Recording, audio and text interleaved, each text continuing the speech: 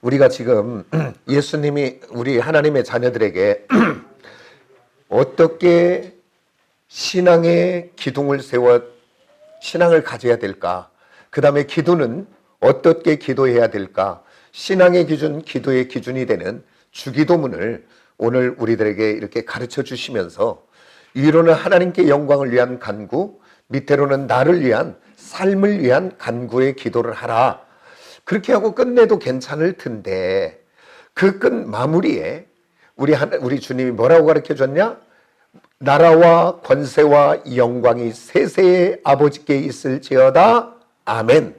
그러면서 이렇게 송영으로 마무리해 줬다. 그러니까 이 송영은 뭐냐면 경배와 찬양과 영광을 하나님께 올려드리는 것을 송영이라고 합니다.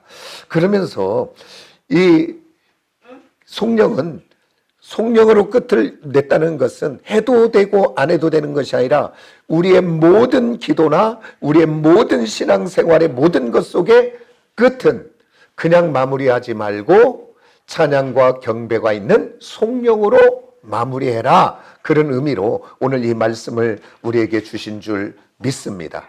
그러면서 오늘 이 구약 성경에 보면 우리 사람을 창조하신 목적이 무엇인가 분명히 이야기하고 있는데 이사야 43장 7절에 말합니다. 내가 내 백성을 창조한 것은 나의 영광을 위하여 창조했다라고 이야기합니다. 그 다음에 신약 성경에 봤더니 사도 바울을 통해서 고린도전서 10장 31절에 이렇게 말합니다. 그런즉 너희는 먹든지 마시든지, 그러니까 먹든지 마시든지 무엇을 하든지 우리의 일생이 다 들어간 거예요. 하든지 주의 영광을 위하여 하라. 그러니까 오늘 저와 여러분을 창조하신 목적도, 존재하게 하신 목적도 모든 것을 봤더니 하나님의 영광을 드러내는 사람으로 저와 여러분을 부르신 줄 믿습니다.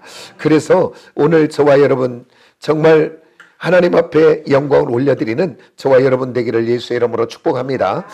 이스라엘 백성들이, 그 히브리 민족들이 성경 중에 가장 사모하고 가장 귀하게 여기는 것이 뭐냐면 창세기부터 시작해서 창세기, 출애굽기, 레위기, 민수기, 신명기, 그것을 모세가 썼어요. 그래서 모세의 오경이다 우리는 그렇게 부르는데 그들은 그것을 뭐라고 하냐면 토라라고 이야기합니다. 그래서 그들은 그렇게도 그 토라의 모세 오경의 말씀을 그렇게도 귀하게 여겨요. 그래서 이스라엘 백성들의 애지가는 집에 의식 있는 깨어있는 부모들은 자녀에게 3살 때부터 시작해서 말씀을 암송시키기 시작합니다. 무엇을 암송시키냐면 창세기부터 시작해서 신명기까지 약 한 5,800절을 자녀에게 암송시키는 거예요. 그러면서 13살이 되면 그 자녀가 성장하면 우리들은 성인식이라고 생각하고 있는데 성인식이 아니라 바 미츠바라 그래가지고 말씀의 아들이다 이렇게 이야기하는 거. 그래가지고 말씀 앞에 맡기는 거예요, 그 아들. 그래서 나중에 이제 뭐 우리 교회에서 이제 한번 언제 추진해서 갈 수 있으면 너무 좋겠어요. 성지순례를.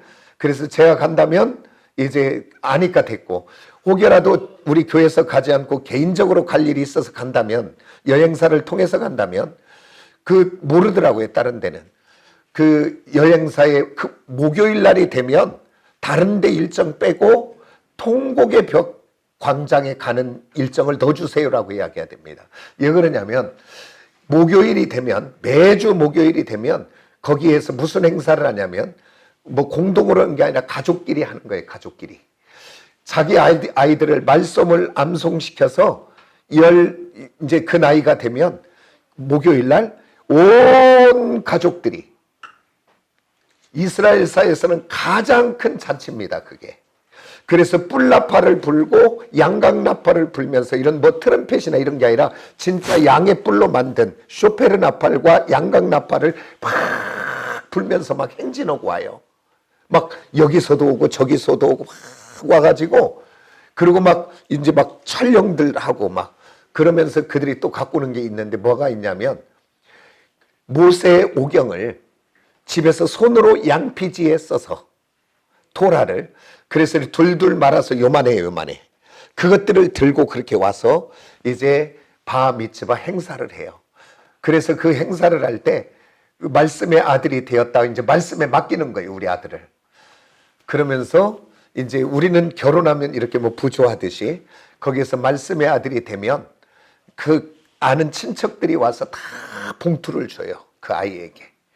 그래서 그 아이들이 그 봉투를 받아서, 유대인들은 그래서 그 봉투를 받으면 그냥 부모가 써버리는 것이 아니라 잘 모아놨다가 그 아이가 성인이 되었을 때 그 아이가 사업자금으로 할 수 있도록, 그리고 이미 그 아이를 경제교육을 시켜요, 그때부터. 그래서 유대사회는 너 좋은 회사 취직하라고 그러지 않아요. 너 사업하라고 해요. 그래서 실리콘밸리에 가면 모든 창업자들이 거의 다 유대인들입니다. 그래서 세계 IT나 모든 기업들을 다 잡고, 그리고 그들은 어려서부터 금융교육을 시작하기 때문에 모든 금융을 그들이 장악하고 있습니다.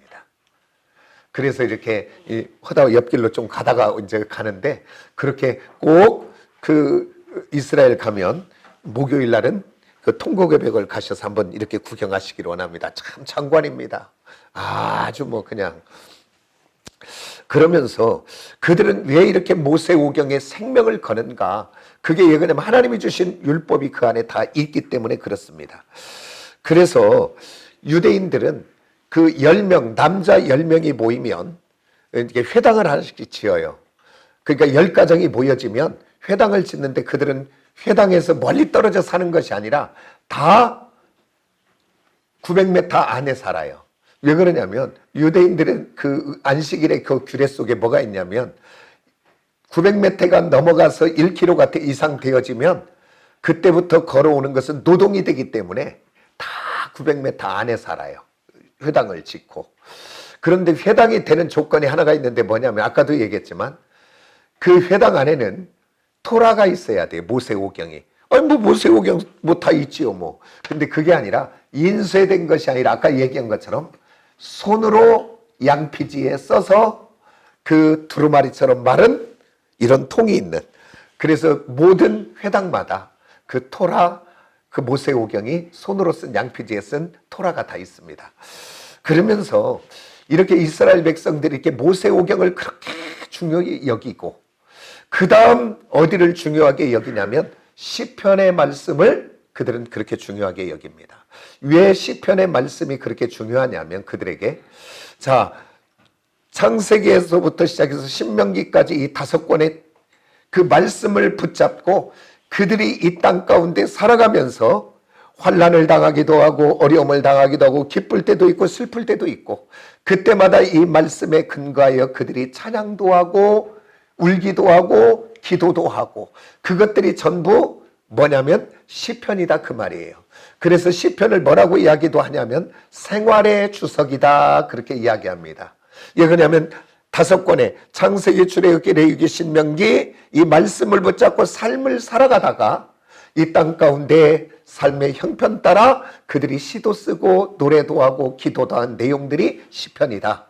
그러면 이 시편은 지금 150편으로 이루어졌는데 150편만이 아니라 더 많이 있었다는 얘기예요. 그런데 오늘 그 히브리 민족들이 이 시편을 1000년에 걸쳐서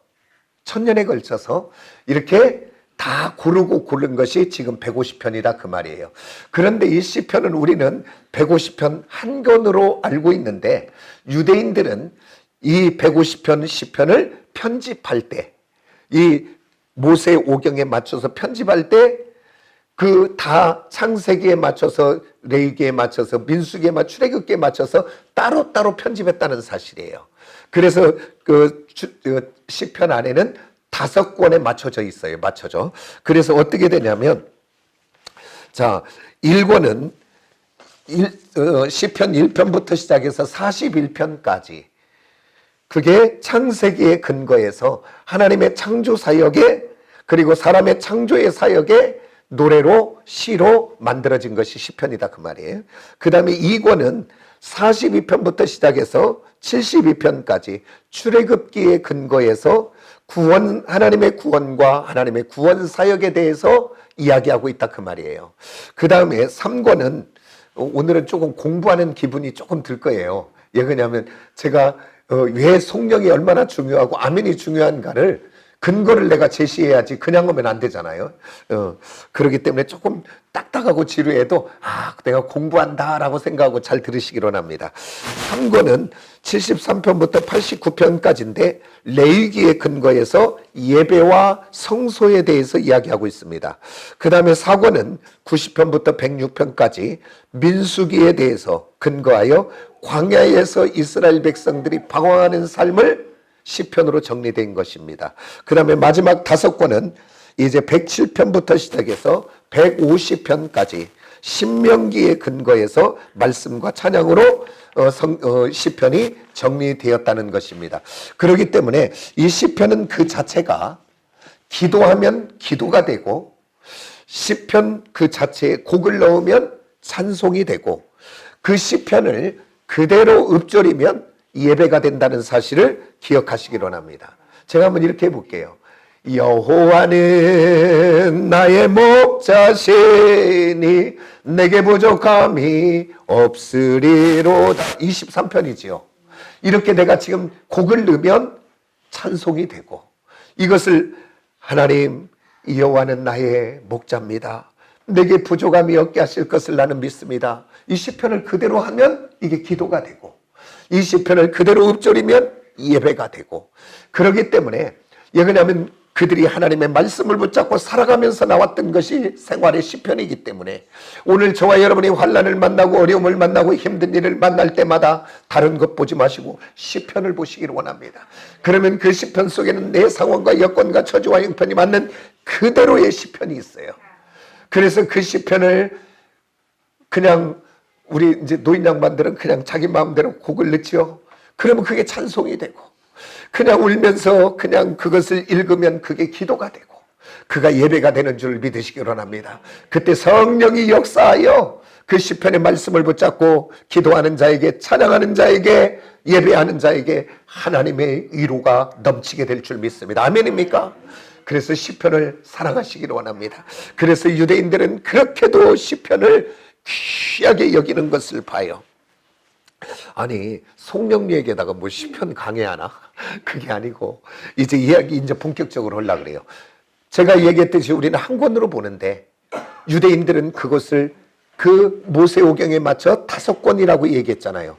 그런데 그 5권의 끝을 맺힐 때 어떻게 맺혀지는가 너무 중요하기 때문에 봅니다.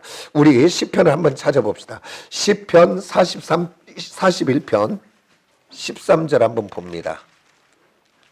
다 같이 한번 볼까요? 시작. 이스라엘 하나님 여호와를 영원부터 영원까지 송축할지로다. 아멘 아멘. 끝날 때 그냥 끝나는 것이 아니라 그 하나님께 찬양과 경배와 영광을 올려드리며 아멘으로 끝나더라 그 말이에요. 그러면서 42편 보니까 거기에 뭐라고 돼 있어요? 제2권으로 돼 있지요. 그게 이제 이해가 됩니까? 지금까지는 뭐 이게 뭔지 몰랐잖아요.